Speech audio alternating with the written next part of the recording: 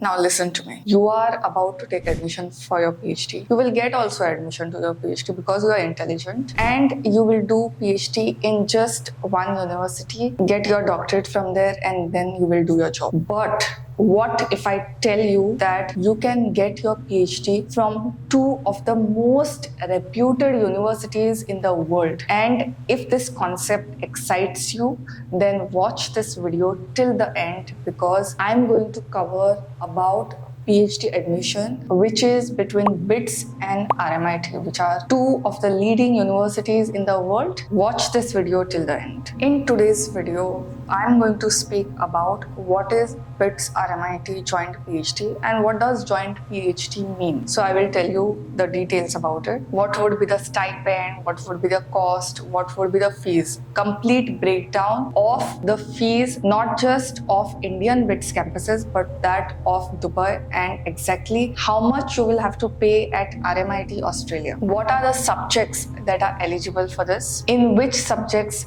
can you do your PhD under this particular program? Also, I'm going to speak about English proficiency tests. Whenever I do an international scholarship program, I always get questions about English proficiency test, and if this is something that interests you, then watch till the end. What is the application process, which are the documentation which is required, and how the selection is going to happen. I'm going to speak in detail about all these things till the end. So without wasting time, let's get into the video. Now, what do you understand by a joint PhD? Joint PhD means that a certain portion. Now let's assume that your PhD is for 5 years, okay? Usually the funding is for 5 years. It can differ depending on how early you finish and how late you finish. But let's assume that it is for 5 years. Now, if it is a regular PhD, what will happen? You will do your entire PhD in one location. You may go out and do it in different field work if your field work is involved, or if your experiment or instrumentation is in some other lab, you may do over there and come back.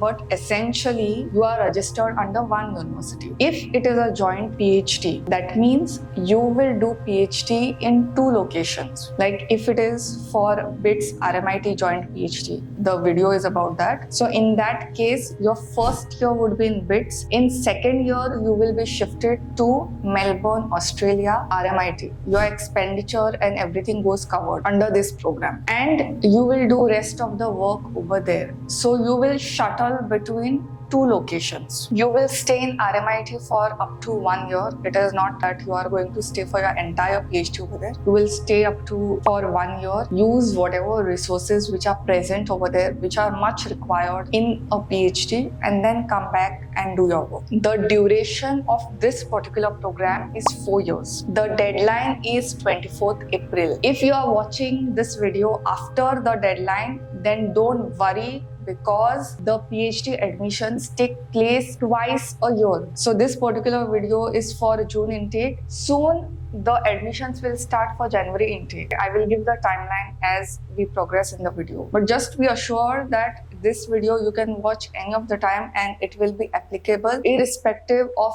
which intake or which session of PhD is going on. Understood? Now that you have understood what a joint PhD is and how this program works, let me tell you about the finances. First, I will tell you what is the stipend and cost, fees, expenditure, etc. in three of the campuses, which is BITS has 3 campuses, right? Goa, Hyderabad and Pilani. Then I will tell you about the fees, expenditure and stipend of campus in Dubai, and then I will share with you about the fees, expenditure and different stipends which are present in RMIT. So you will get an idea of how this whole thing works as far as money is concerned. तो पैसों के बारे में बात करते हैं, चलिए शुरू करते हैं. Now, as far as BITS fees are concerned, you will be giving at the time of joining 37,775 rupees. Your first semester admission fees would be 10,000, and there would be a non-refundable deposit which would be extra, which is 3,000 rupees. Your semester fee from second semester onwards would be 24,500 rupees. Now, this gets reviewed annually. Just because this is the amount that is being shown to you does not mean that for all semesters you will be paying this, okay? Even if you come back from RMIT, the fees usually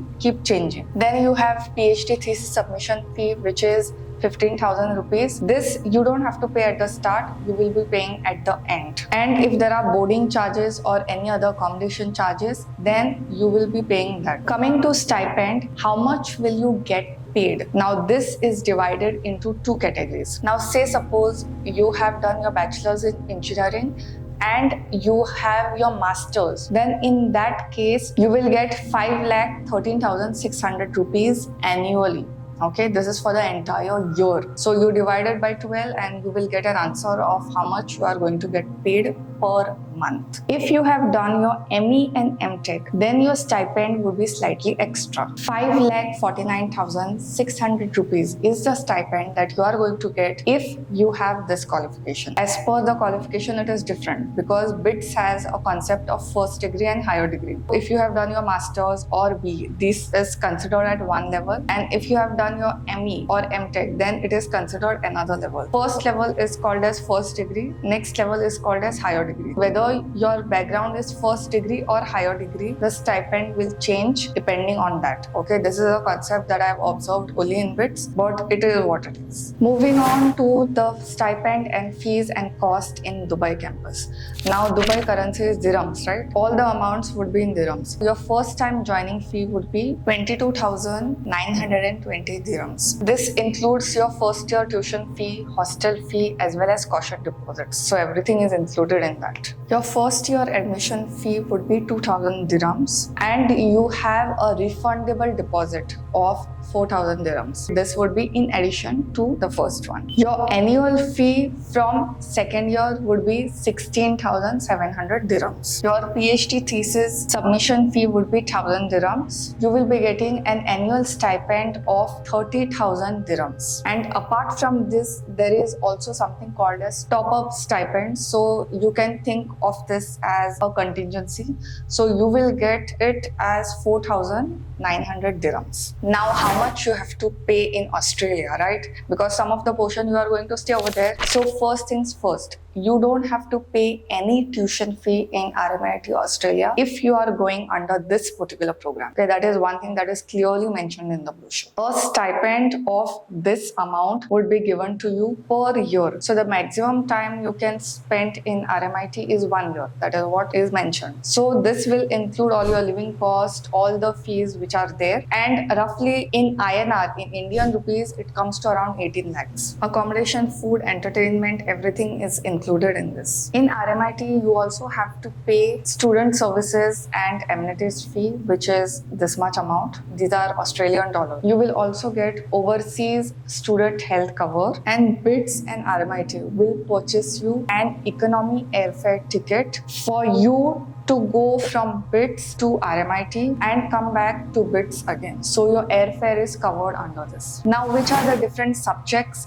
where you can apply? Are there any specific disciplines or any projects? Now see, you will have to choose a project, but these projects are in different fields. Understood? First is business, science, engineering, computer science and IT, mathematics, health, humanities and social science, and designs. Okay, so there are several projects available under this. I will show you exactly how to search for a project, but for now, if you are interested in any of these, then you can definitely apply and check if any project resonates with you. What are the different eligibility conditions? First of all, you need a master's degree. You need at least 65% of marks in your master's degree. If you are doing your master's and you have not cleared it, you have not got your final results, because I get many questions regarding this. I want to apply for PhD, but my final marks are not out. That is not an issue. Just upload previous marks, okay? And it is given in the brochure also. If you currently don't have your final marks, then upload previous ones. Then the second criteria is, this is optional. You need to have GATE, Inspire, or any of the national entrances, whether it is UGC or CSIR NET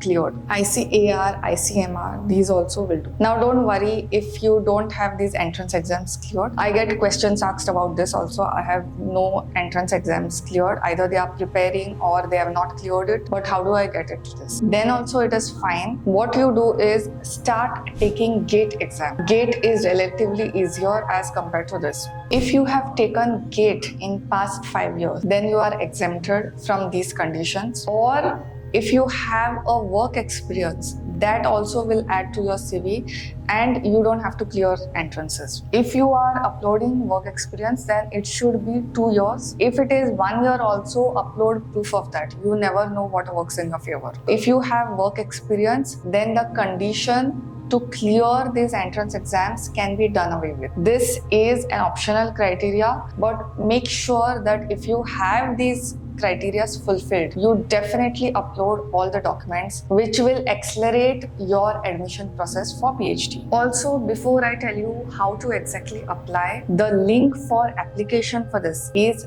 there in the description box. But in case you are watching this video post the deadline, this is the timeline of how things are going to happen. As you can see, there are 2 intakes. That means one would be PhD admissions. Usually in most of the countries and even in India, it happens twice a year. So the next round will open soon. So you can definitely use this video and prepare yourself with all the documentation required so that you can apply in the next intake. Now, exactly how do you apply? As I've already mentioned, the link for application is there in the description box, so don't forget to check out. The first step that you are going to do is project selection and statement of purpose, and I will explain what it means. As I've already mentioned, all the subjects are listed. Now, under these subjects, there are different projects. Just because the subject is health does not mean there will be only one project. There could be many projects. Now, where your interest lies, that you have to see and pick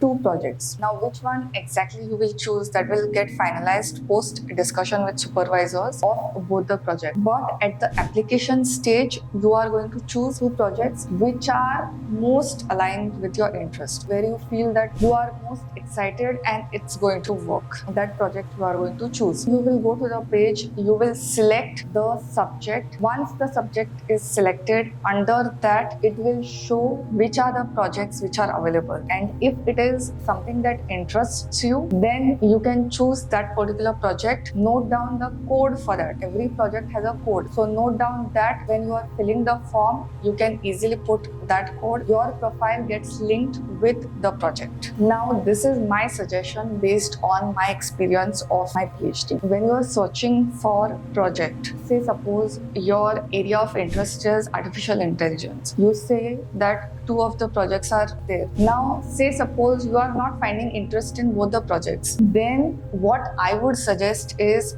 go through each subject and check all the projects. It's completely online. तुमको कोई extra पैसा तो नहीं देना पड़ता है. Because what happens is, when it is PhD, there are many projects or many topics which are linked. Now, say suppose in health you are not finding something which is of your interest, but in AI you may find a project which has slight link to the health subject. Maybe you are trying to develop a model to combat malaria, so it comes under health, but it is being shown under the subject of artificial intelligence because the primary model is developing of artificial intelligence software or model. My personal suggestion is go through each of the project and each of the subject. Even if your interest is not there, you get a complete idea of how this whole thing works. You may find the project of your interest in a subject which you had not initially selected. This is always possible. PhD is like a huge ocean. Each subject is like a huge ocean. You don't know how things are linked and how the different things come together, different subjects come together. Like, I'm doing my PhD in wastewater management, but there are so many aspects. It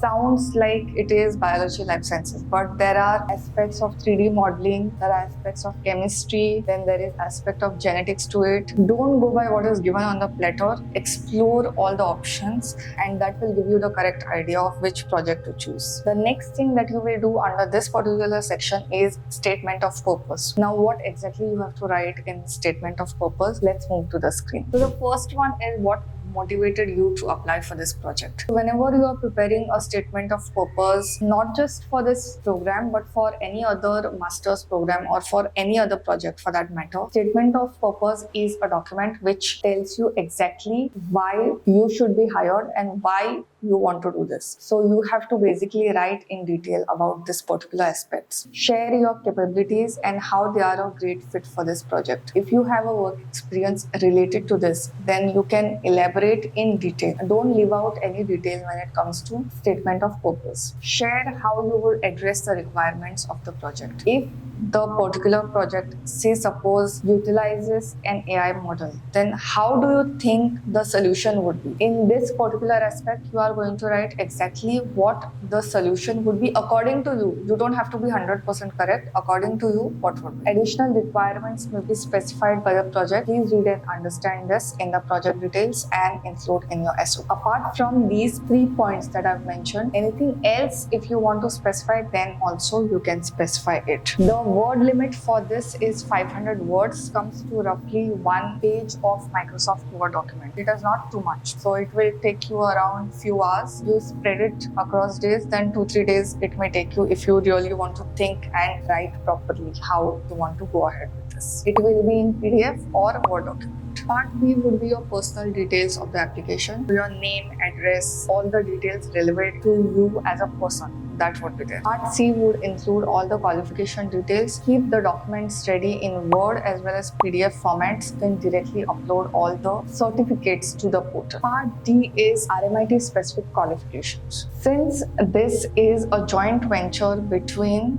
BITS as well as RMIT, BITS का तो English language का कोई problem नहीं है, but since it is RMIT, the whole program would be in English. One thing I would like to say is, if your master's or if your education was done in English, which is the case with most of the students, then you do not have to clear any additional English proficiency tests. There is an entire page that is also given in the description box specifically about English proficiency with respect to RMIT and with respect to this particular program. Here you don't have to take any additional test. If your education is already done, that means you are already fluent in English, you can understand in English, you can write English, that part is covered. There are 3 things that you need to agree and you will have to give a declaration. 1 or more you need to agree. Let's move to the screen. I come from a recognized English speaking country and I have a qualification that was taught and accessed entirely in English. I'm not from an English speaking country. However, I have a postgraduate qualification from an accredited institution where English was the medium of instruction and assessment of study, and the final year of university study was completed during the 5 years immediately prior to this application. I have evidence of professional experience or academic publications in English, such as sustained work for 2 years immediately prior to commencement at RMIT in a country where English is an official language, or authorship or co-authorship of at least 2 English language peer-reviewed journal articles, or a book chapter written and published in English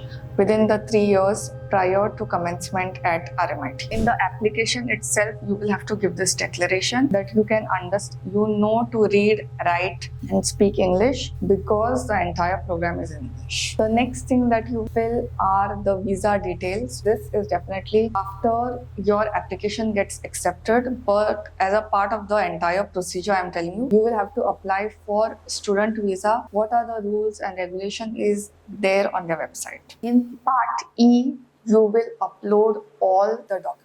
Which are those documents? Your CV, your academic transcripts. If you have cleared any national entrance test that I had mentioned in eligibility section, then you are going to upload that. If you have any relevant papers or publications to your credit, then also you can upload that over here. Your statement of purpose, including your project proposal in PDF format. Okay, this is required. All the documents would be in PDF format and each PDF should not exceed 4 MB in size. Make sure that all the PDFs are under this size. If the size of your documents is above 4 MB, what you can do is there is something called as optimization of PDF. You just type on Google PDF optimization or PDF reduction in size. So there are tools online available. You can directly go over there, upload your PDF and specify the size. Like you can specify 3.8 or 3.9 like that. They will convert it, reduce the size of the PDF and they will give it to you. You can Google this, आराम से हो जाएगा. Once you submit your application, you will get